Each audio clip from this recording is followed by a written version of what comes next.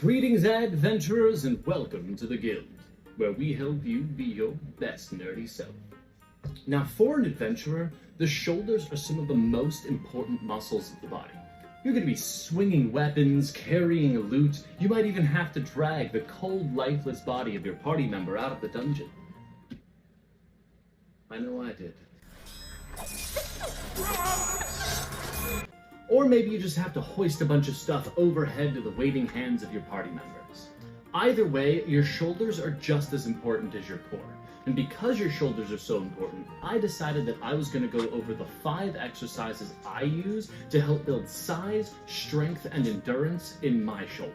Now, before we get into that, I'd like to mention that the Lions Guild Novice Pendant is now available over on our website. So you have a whole new way to show off your membership in the guild. But more on that later. When I was first getting into martial arts and weapons training specifically, I noticed that my shoulders were some of the first parts of my body to get tired. And to me, that meant extra training and conditioning so they could keep up with what I was trying to do. Now, the shoulders are actually pretty complicated. And there is a lot of muscles that go into moving them, so I'm not going to go over all of those in this video. That being said, the workouts that I use help promote strength throughout the entire range of motion. It would be terrible to be an adventurer and end up tearing your rotator cuff trying to drag an injured friend out of a dungeon. Now, before we start, if you're doing any new exercise regimen, it's important to speak with your doctor beforehand and to seek advice from a professional. These are just the exercises that I personally use to help build my shoulders. Also, make sure that you're warming up before you're performing any kind of strenuous motion or heavy lifting. Okay? So let's get into it. From my knowledge, you should be using some kind of lateral raise, some kind of pressing motion, and some kind of row.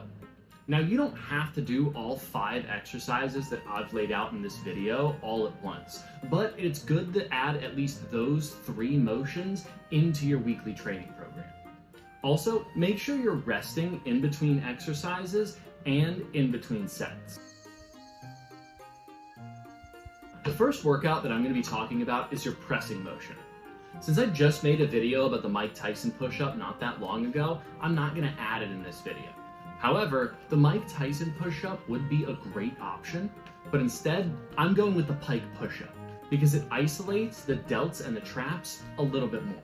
The pike push-up is a calisthenics exercise that behaves a lot like an overhead press, and while I was going to include an overhead press in this video, a lot of people don't have access to a barbell. So instead, I went with the pike push-up. You'll simply get on all fours like you're doing the downward dog pose.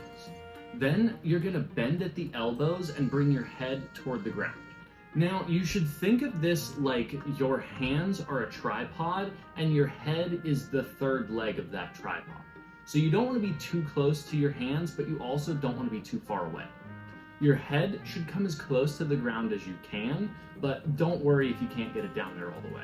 It is 100% okay to train in partial ranges of motion, as long as your goal is to actually reach the full range of motion. 3 sets of 6 to 8 reps should be perfect for this. Alternatively, you can make it more difficult by putting your feet up on something. Okay, so this next one is going to be your row, specifically the body weight row. Now, a lot of people probably think that they can't do a body weight row because they lack the proper equipment, but I'm here to challenge that belief. Because you can do the body weight row with almost any table that can hold your weight. Now, I would like to stress the table that can hold your weight. If you're afraid of your table falling in on you when you're sitting on it, it might not be a good idea to use it for a body weight row. And a longer table like mine, about 4 to 4.5 feet, might actually be better than a shorter table. You just go up underneath of the table like so, until your shoulders are in line with the edge of the table. Bring your legs up like this so that they're 90 degrees with the floor. Then, you just grab the edge of the table and hoist yourself up. Now, how you angle your elbows during this exercise really matters. So, for this video, I'm going to recommend that you actually try to keep your elbows tucked in a little bit and keep your forearms at 90 degrees. and make sure you're pulling your body up with a big chest and your hands towards your armpits. I would do 3 to 5 sets of these for probably 8 to 12 reps. Now next up is actually going to be an exercise that I didn't mention at the beginning, but it's going to be the weighted carry or the farmer's carry. This exercise is a killer for the forearms, shoulders, and core. Just get something that you can carry in both hands, preferably something heavy, of course. A couple of buckets, or even if you do have some dumbbells like these sitting around, you can use those. Then you make sure that you're standing with nice, tall posture. You don't want to be slouching. And make sure to keep your shoulders back and in proper position. Don't let them slouch down. And then you just walk. I would do 3 sets of these to failure. Now, you could just replace this with shrugs if you don't have the time to do the carry, because sometimes you can actually walk a pretty good distance with the weight. However, I always try to make sure that I get the farmer's carry into my weekly training. So these last 2 are actually 2 different variations of the same exercise. And you'll see why I did that in just a minute.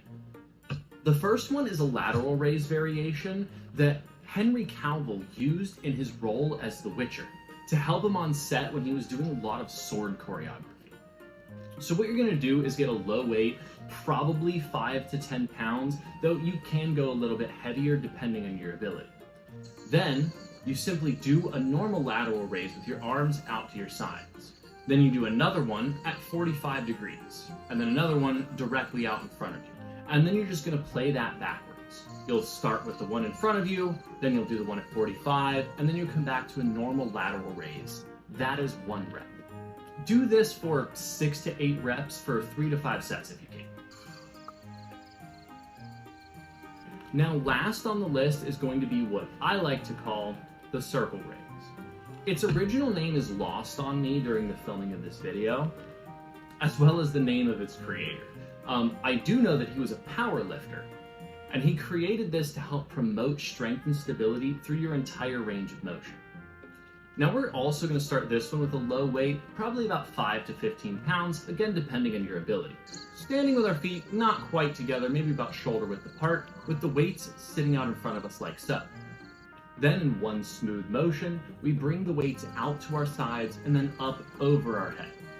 Now you actually want to emphasize the back doing most of the work to really get the most out of this exercise.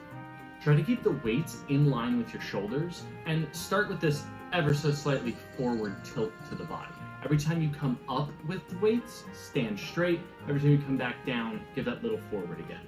You'll kind of get the hang of it as you continue to do it. I would aim for about 3 to 5 sets for 10 to 20 reps. So do you remember when I mentioned the Lions Guild Novice Pendant? Well, after a lot of trial and error, I've come up with what I think is the perfect design. And while I wasn't able to get the iron one to work correctly with the technology I have, I realized that my stamp actually works on leather too. So I present to you the Lions Guild Novice Pendant. Made from 100% full grain leather, the Novice Pendant is the perfect way to flaunt your membership in the guild. It's now available on my website over at ko-fi.com/The Lions Guild. Or you can click the website through my link in my link tree in my bio. If you liked this video, please consider challenging the like button to a duel and hitting that subscribe button while you're down there. It really helps out the channel.